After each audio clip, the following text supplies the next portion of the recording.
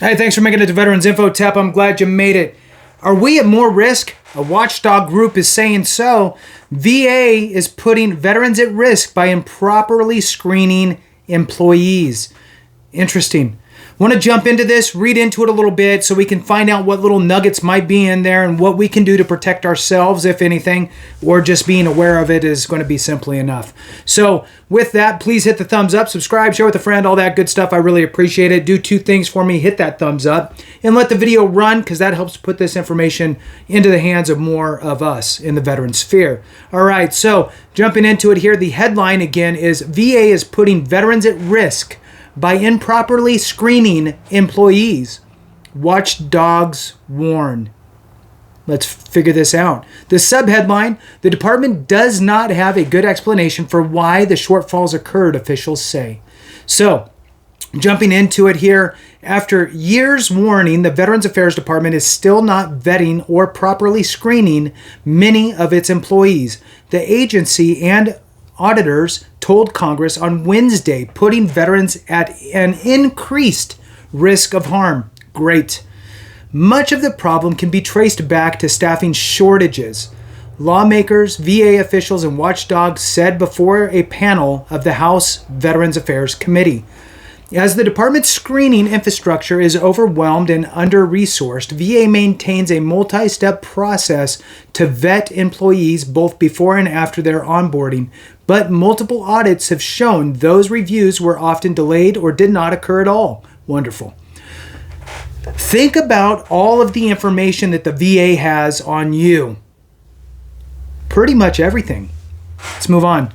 VA has more than 12,000 employees with a criminal history related to controlled substances. A director at the Government Accountability Office told the Oversight and Investigation Subcommittee, including 1,800 with felony convictions. Lawmakers highlighted that the total as a significant concern, given that many VA employees have access to controlled substances. So those ones. VA saw 1,400 incidents of controlled substance theft or loss in 2021, accounting for 7% of all such incidents reported to the Drug Enforcement Administration last year.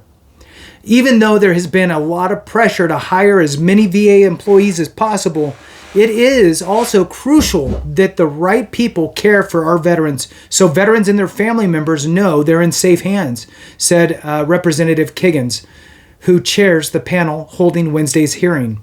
The VA Inspector General found in 2018, 1 in 8 workers hired by the VA in the Health Administration between 2012 and 2016 did not receive a background check in a timely manner or at all. A recent follow-up report found many of these issues had not been resolved.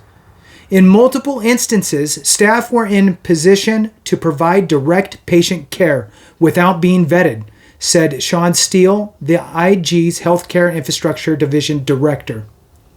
Steele noted VA has agreed to institute improvements aimed at better maintaining data tracking, its background investigations, and ensuring its system can better support the department's needs.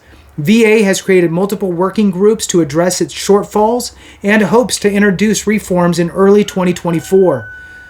Let's see, Bagdayan, somebody with that last name, said GAO has been waiting for 8 years and counting for a formal policy on granting waivers to employees with criminal drug history. He added, the matter posed multiple problems to VA. Agreed.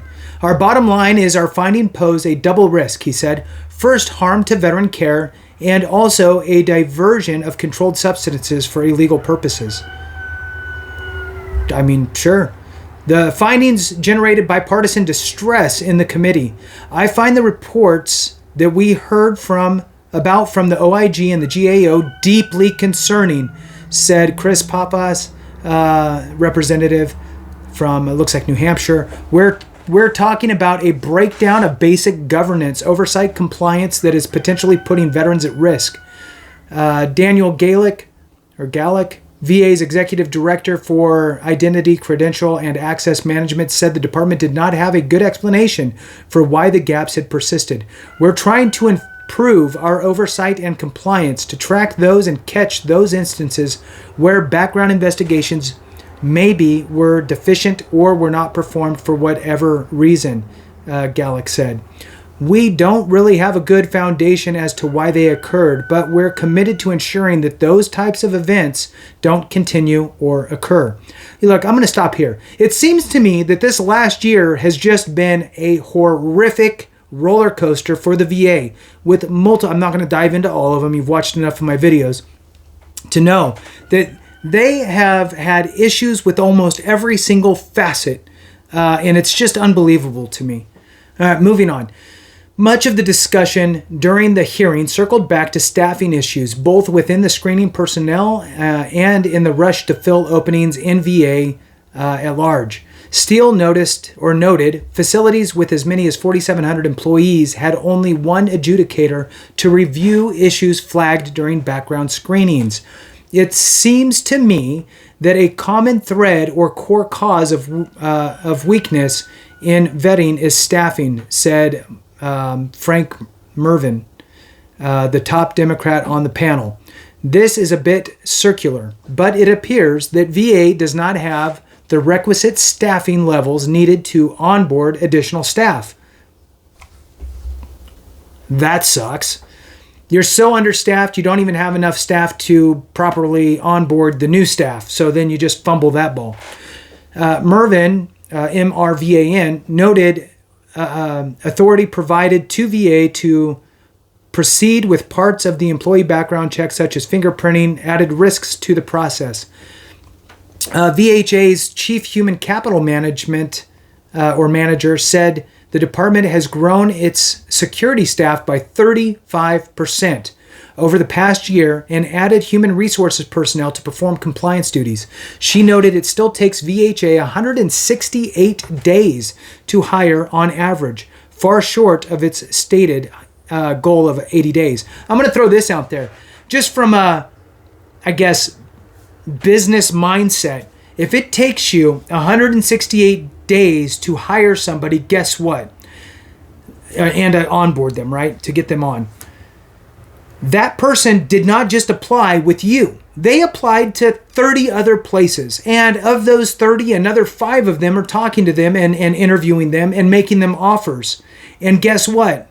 If you drag your feet for 168 days, I would love to see the numbers. I would love to see the numbers of offers given, right? Offers given, how many were denied?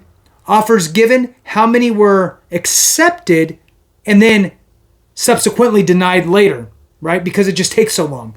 Because meanwhile, I got a family to feed, and I just got another job offer that actually pays a little bit more and it's down the street.